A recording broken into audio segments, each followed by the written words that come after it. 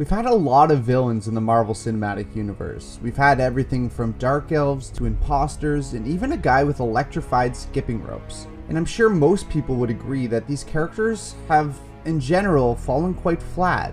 They seem more like Monster of the Week than a menacing foe. Now don't get me wrong, we've had some great villains, like Loki for example. But the problem with Marvel is that when they finally strike gold, like they did with Loki, they gave him much more screen time and eventually turned him into almost an anti-hero. I like her.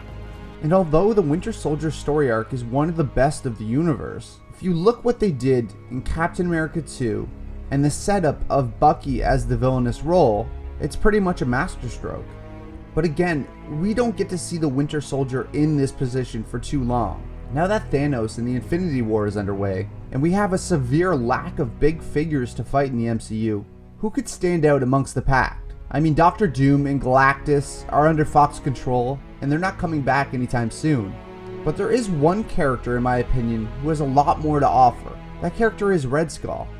You may be saying, hey, didn't Red Skull vaporize into a million pieces in Captain America the First Avenger? But actually, he didn't. As one might remember, the Tesseract from Captain America and the Avengers is one of the Infinity Stones. Now there are 6 Infinity Stones. There's space, mind, soul, reality, time, and power. We've already seen a lot of these in the MCU, but it's well known that the Tesseract actually contains the Space Stone inside of it. And the Space Stone, if used correctly, allows the user to transport to any location throughout the universe instantly. And it has actually been used multiple times in the films to open a portal to somewhere else. Now let's watch back Red Skull's so-called death. Of course, Red Skull isn't fully aware of the Tesseract's powers and falls victim. But does that mean death? No. It means he was transported to somewhere else in the universe. So seeing Red Skull back in the MCU is definitely a possibility. And I believe that Hugo Weaving's portrayal of the character could be great to see in full form. The Red Skull we got in Captain America the First Avenger was still finding his footing, and he was shown in a time that we didn't really even know what the MCU was yet.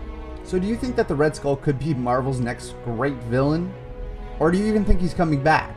Let me know in the comments below, and please check out my last video essay where I discussed that Spidey's actually been in the MCU for quite some time, well before Civil War. As always, thank you so much for watching, please subscribe, and I'll see you in the next video.